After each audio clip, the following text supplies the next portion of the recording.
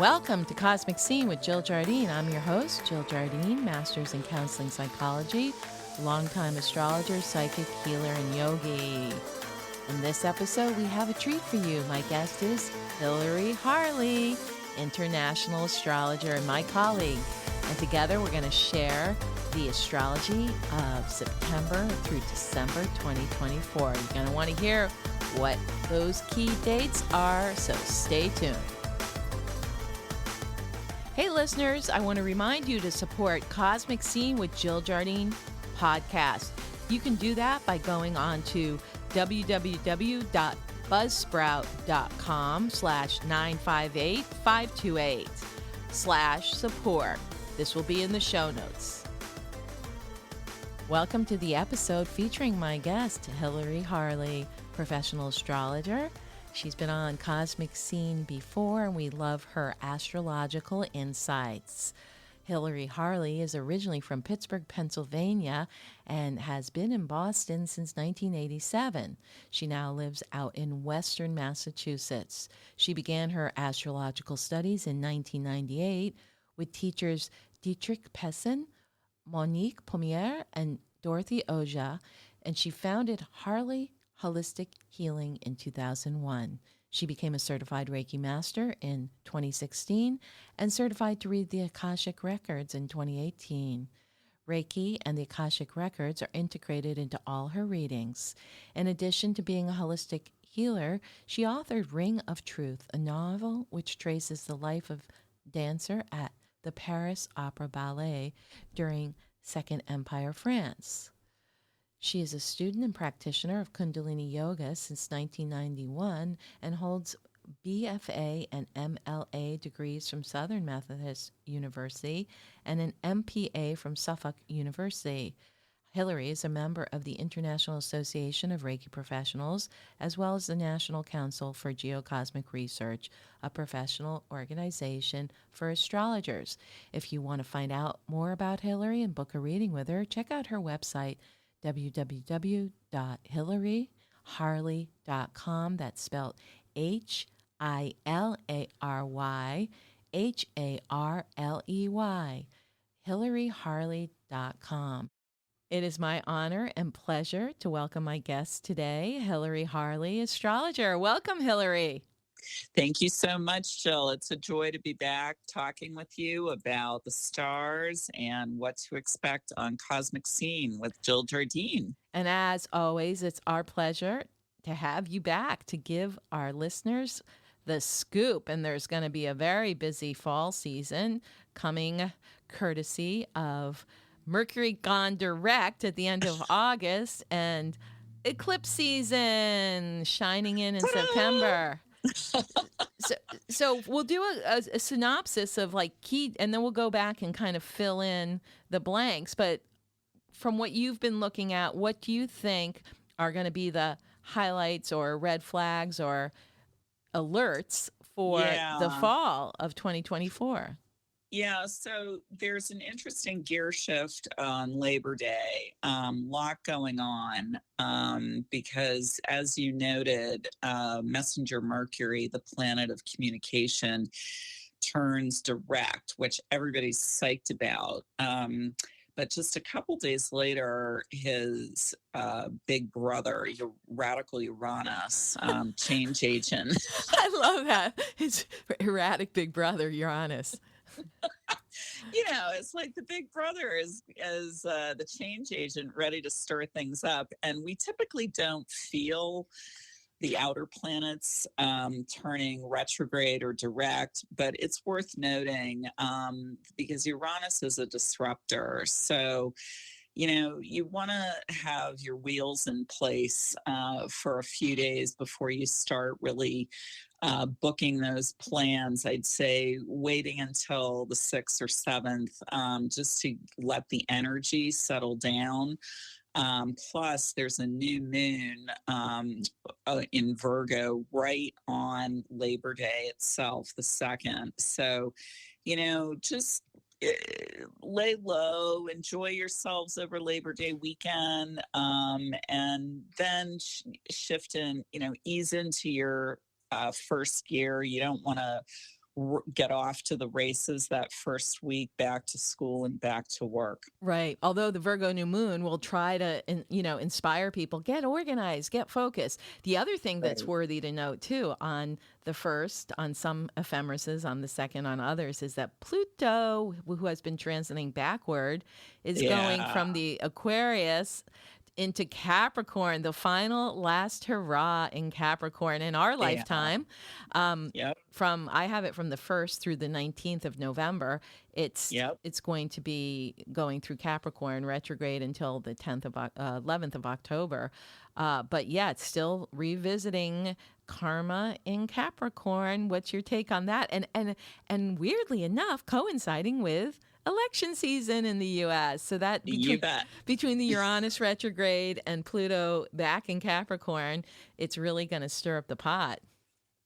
Yeah, I was really taking a look at that because it is on the same day as the new moon. So there is this concentration of intense activity on Monday of Labor Day weekend. Yes. And Pluto is about transformation, it's about power. And when it moves back for this last hurrah in Capricorn, and as you noted, this is not going to happen again for definitely our lifetimes, but even our grandchildren's lifetime, that it will be back in Capricorn. And it's an emphasizing, drawing stark contrasts in our lives, what works, what does not work. And this includes all sectors of our life: career, lifestyle, relationships, goals. So it pushes us to set limits and boundaries, along with establishing realistic goals and making a plan. It works well in terms of the new moon in Virgo because they're both earth energies. So it's making a plan, focusing on healthy habits, practices, routines to get the most out of them. In terms of your health and wellness, and prioritizing your goals. Yeah, and that's a great point. It's very earthy here in the beginning of September. Uranus is retrograding in Taurus, an earth sign. Watch Mm-hmm. out, Taurus.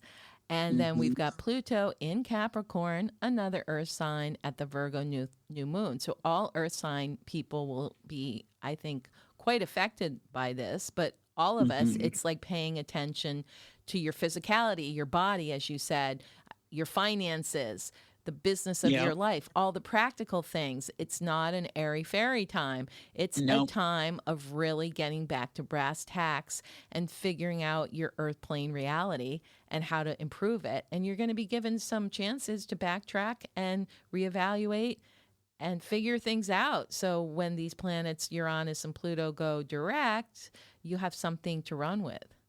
Right, for sure. Yeah, those are key words when you're talking about the beginning of September, and they really do align with this return. We're out of vacation season by and large, and we're focusing on the practical and the pragmatic, the business of our lives. I couldn't say it any better. And Thursday, September 5th, Mars also does a gear shift. It's nothing bad, nothing, I don't like to frame things as bad or good. It's just you'll feel this energetic shift. It moves into nurturing Cancer the crab. So coinciding with this new moon, it's going to prioritize self-care, family, home, food, your ancestral heritage, through early November. So it's the same window of time that we're talking about. So love yourself up for sure. Yeah, and I think it's going to be a relief from what was going on in the summer with Mars carousing through Gemini with Jupiter, like being very manic for people, especially in August, and stirring things up and people freaking out about whatever is showing up in the whatever national convention you're watching, or anything Right. out there in the media was very much stirring people up. And the amplification of Jupiter with Mars and Gemini made people really believe everything they were hearing. So luckily Yeah. that is calming down quite a bit too in September.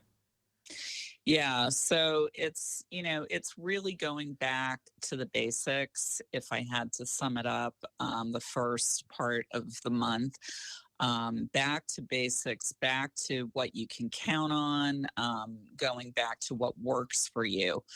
And then, as you noted earlier, we move into eclipse season because the full moon on Tuesday, September 17th, is in Pisces, opposing the sun in Virgo, to kick off the first of three eclipses that we have this fall. And, as I'm looking at this, it's variations on a theme this year, which is control what you can and surrender what you cannot. So, Right. That's the Pisces piece. yeah, absolutely. The full moon in Pisces is just, it's emphasizing and amplifying what Saturn and Neptune in Pisces in the sky have been really pushing us, and to let go and let spirit, watch your perfectionism, be real with what you can accomplish, set realistic, manageable expectations, particularly where others are concerned.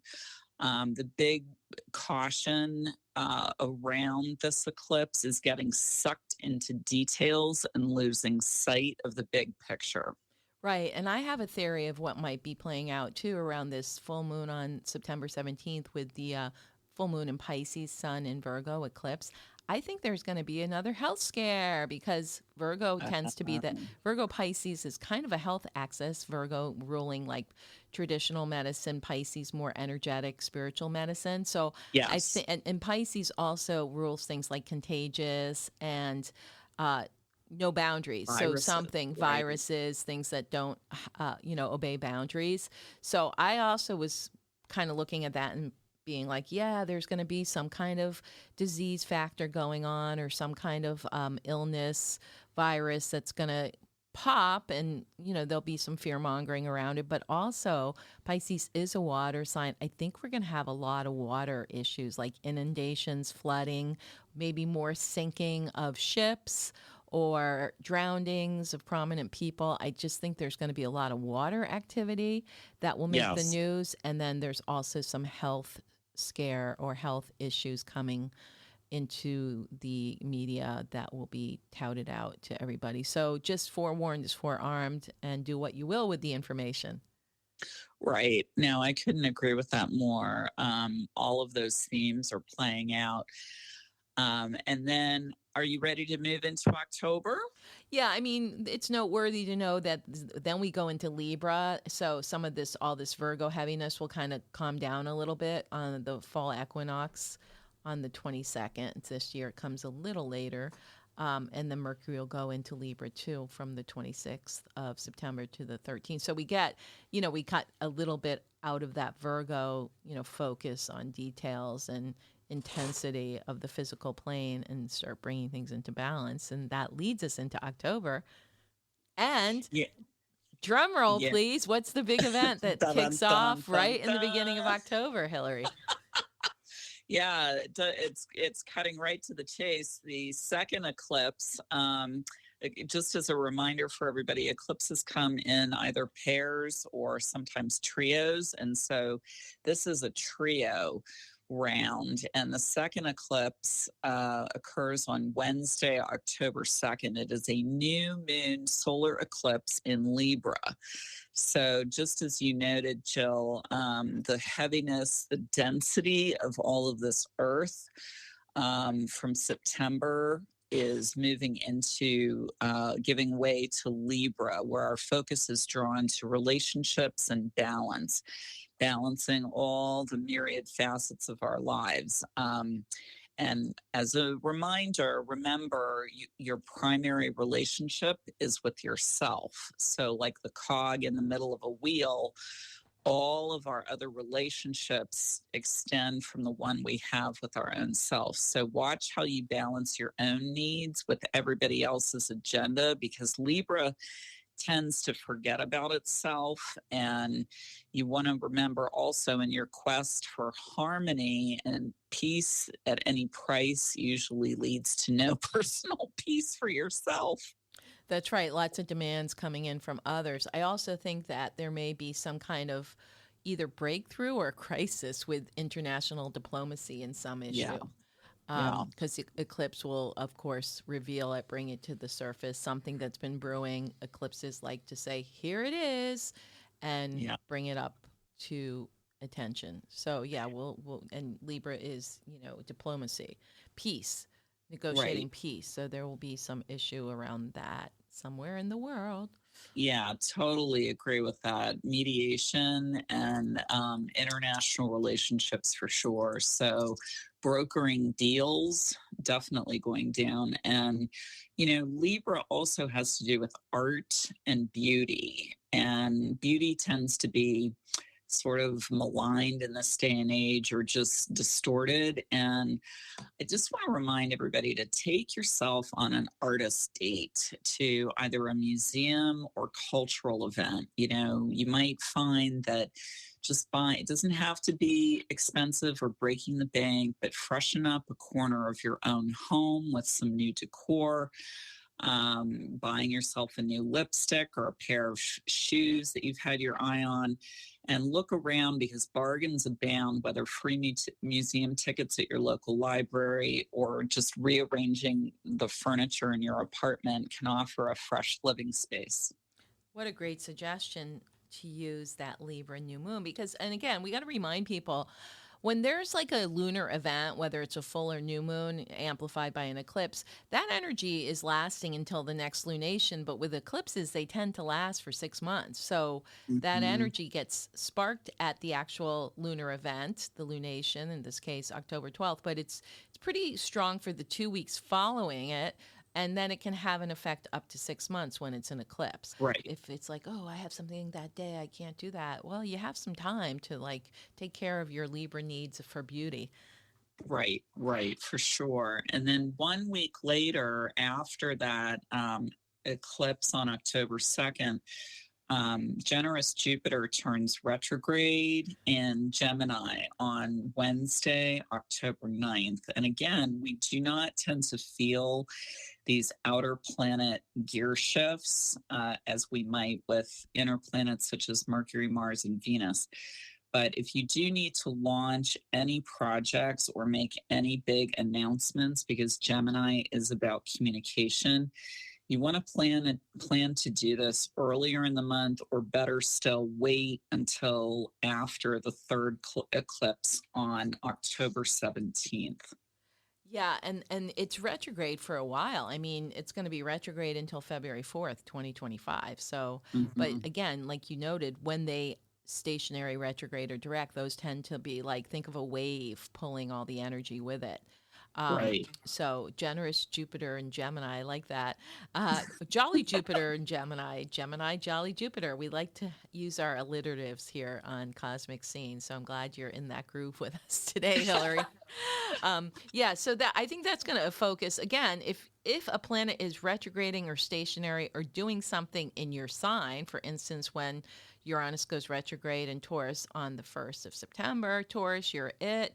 Pluto is going to, going retrograde in Capricorn, September 1st, Capricorn, you're it. Gemini, guess what? You're it on the 9th of October when Jupiter retrogrades in Gemini. And then 2 days later, what happens, Hillary? Again, Capricorn, you're it. Da, da, da, da. So Pluto turns direct motion on Saturday, October 12th. Do you have the 11th? It showed up as the 12th on my 8:34 p.m. East Coast time on the 11th. Right after Yom Kippur starts at sundown. Oh, interesting. So then Friday, October 11th, Pluto turns direct motion in Capricorn, and this is just a few days before the final eclipse of a full moon in Aries. So there is a heightened intensity of energy. And when Pluto in Capricorn is underscoring what we mentioned earlier, what works and what does not work. It's really about, okay, get it together. Are you want to go up to the top of that mountain? How are you going to get there? What people, resources, equipment do you need to achieve your goals? And so just pay attention to that around, as you noted, the end of the high holidays, Friday, October 11th. It's a great time to book a reading. So check out my website, jilljardineastrology.com/shop, and pick the kind of reading or service you would like.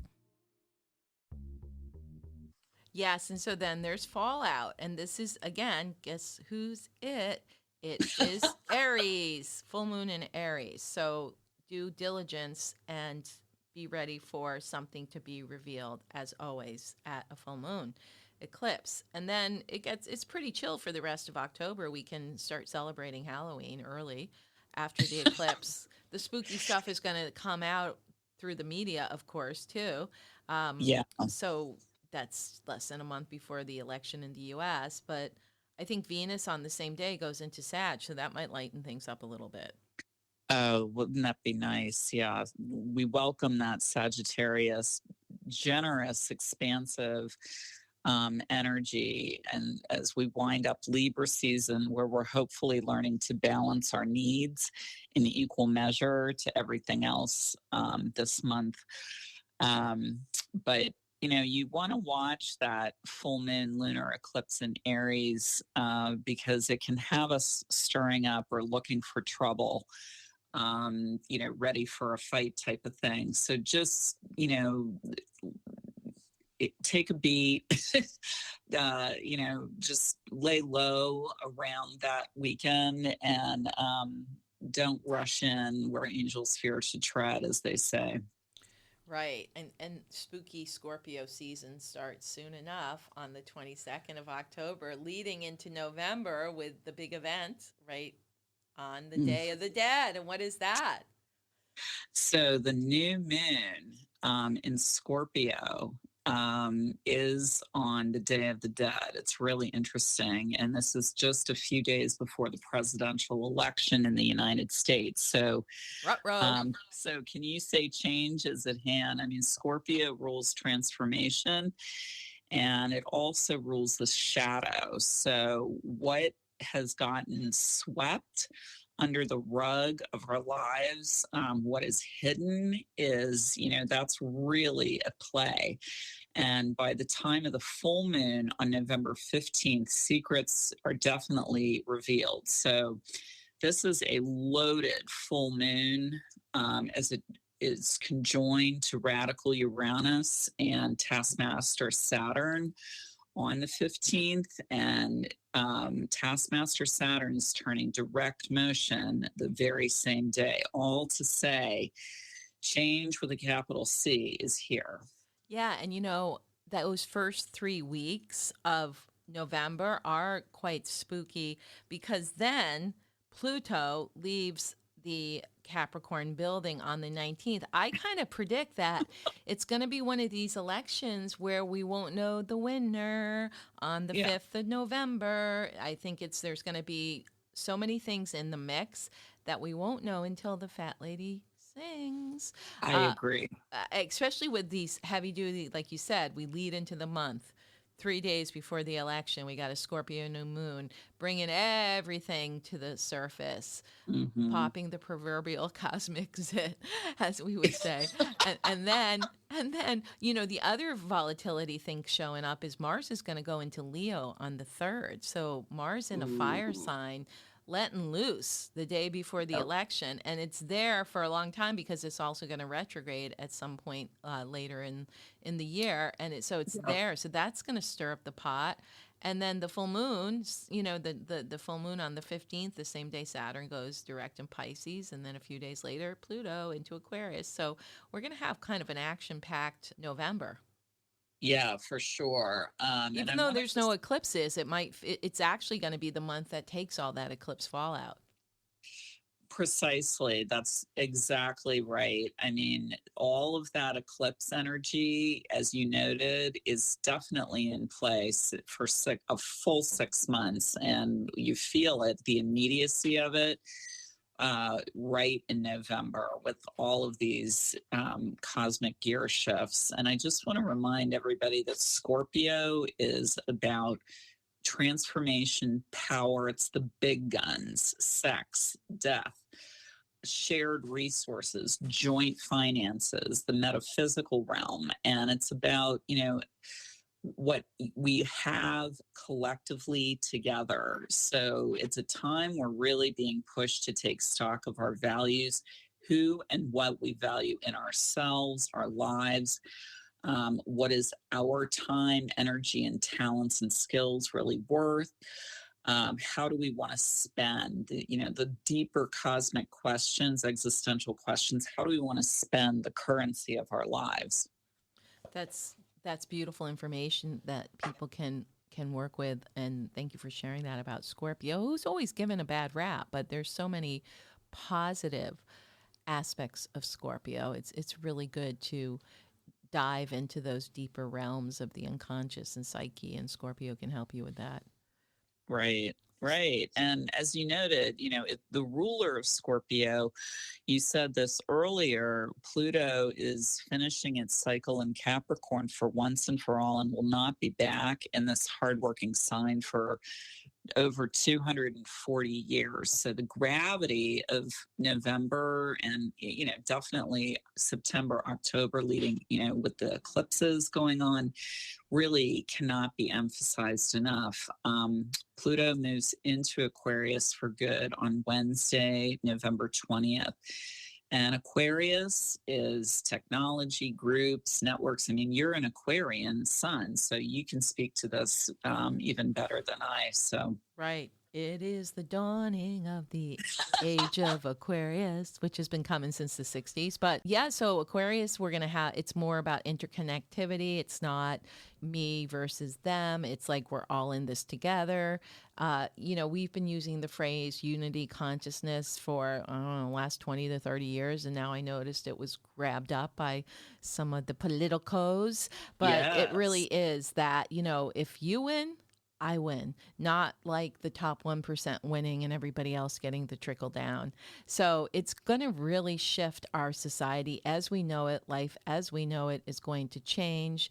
It's a focus on the group, what betters the group. That being said, it's not necessarily socialistic, or it's Right. more about future orientation and the whole planet.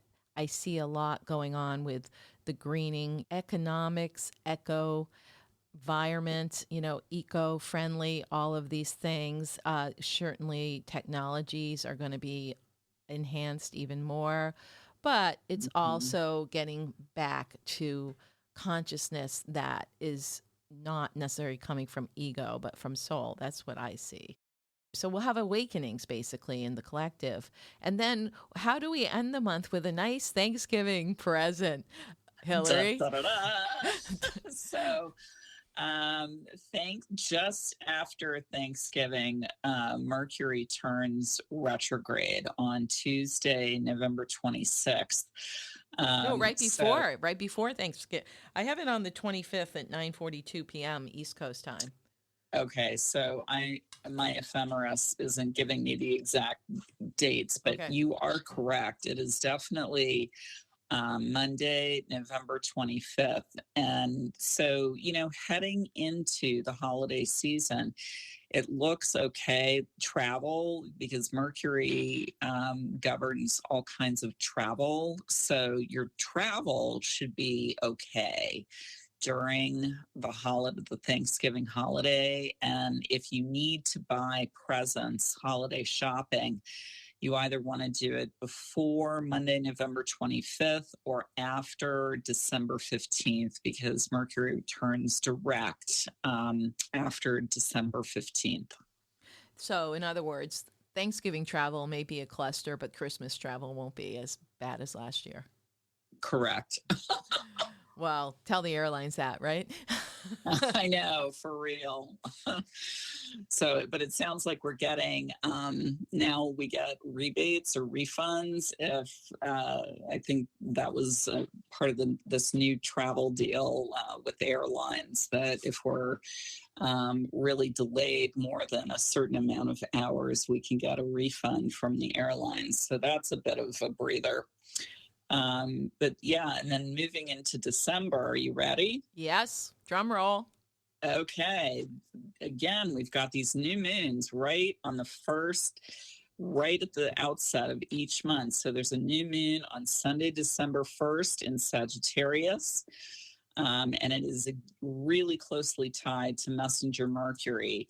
And as a reminder, Sagittarius rules the law and the legal realm. So post-election, it's going to be really interesting to see how this goes down.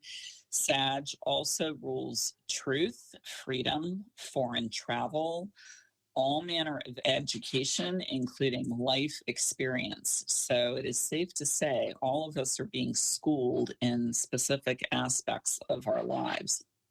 That's right. And again, I know it's quite interesting that for the fall, all the new moons are at the very beginning of the month, the first or second of the month. So it's take advantage of the new beginning as you launch each month. And I mean, this could be pretty hopeful too, because Sagittarius tends to be more of a glass half full than empty sign. So it's kind of cleaning up some of the scorpionic, Dread. Yes, dread and fear. It's like, okay, we can be happy again. Happy holidays. Yes. And then there's some other notable activities. I mean, there's actually 3 lunations in the month of December. So Yes. it starts with a new moon and ends with a new moon, which is kind of fun. But what else? Yeah. What else is going on in the sandwich? What's between the sandwich of the month of December? Yeah, the middle, the beef, as we say, Friday, December 6th, Mars turns retrograde. So Mars is like the gas pedal in the chart. It's a kick in the pants that gets you out of bed in the morning.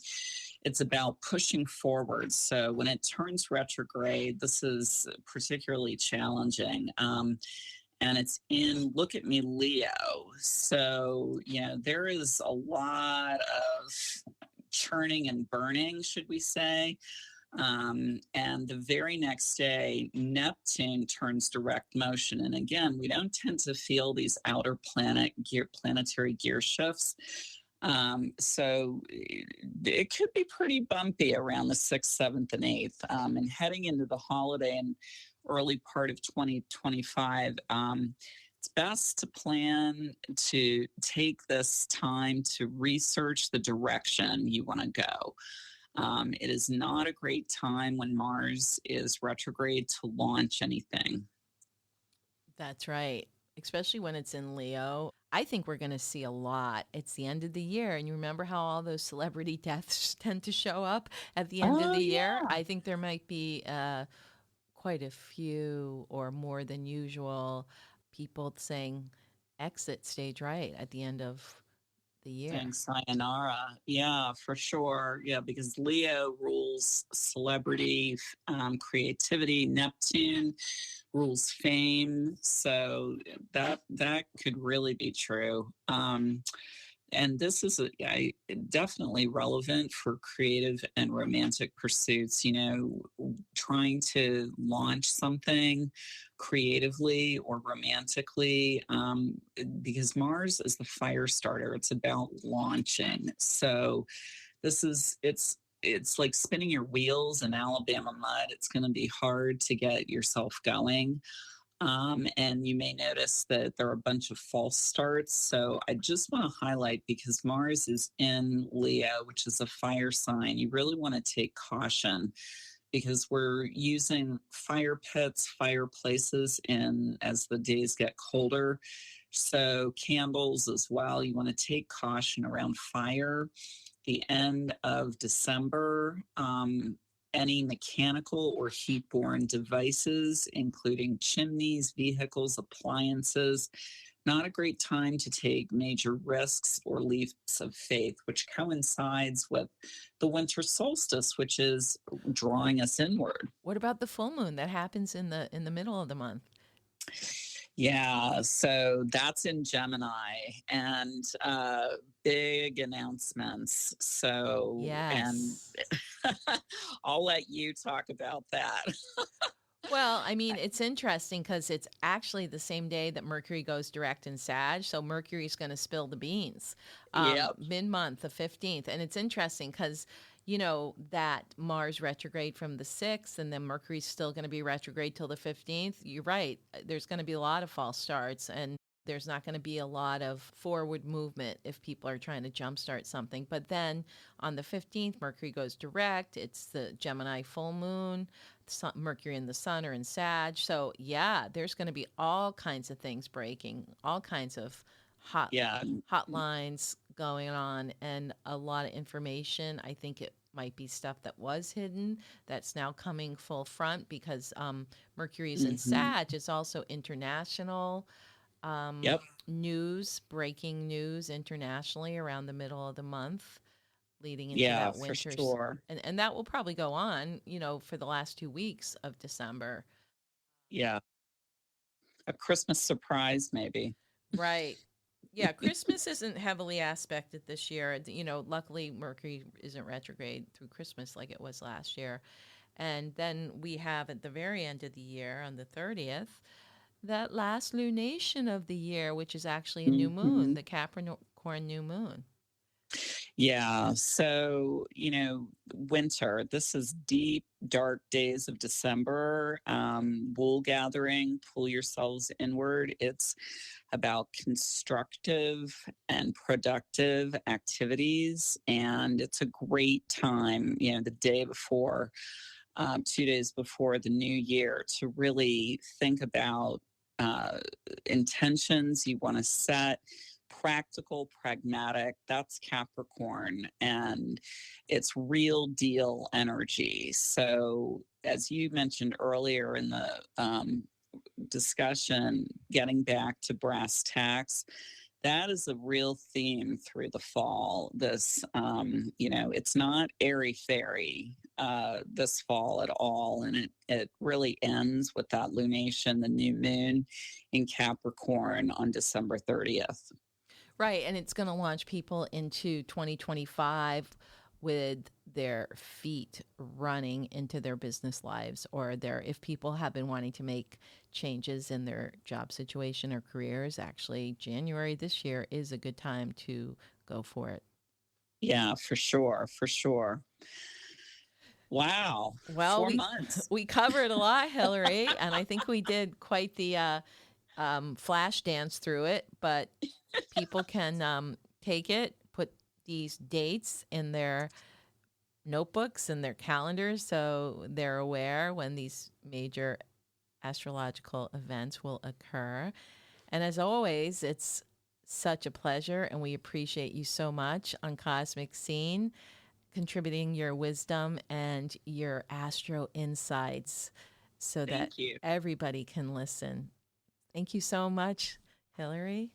Thank you, Jill. I hope you enjoyed this episode with astrological news you can use with my guest, Hillary Harley. Make sure you download, subscribe, share, and give us a 5-star review. This is Cosmic Scene with Jill Jardine, sending cosmic currents into the quantum field. Duh.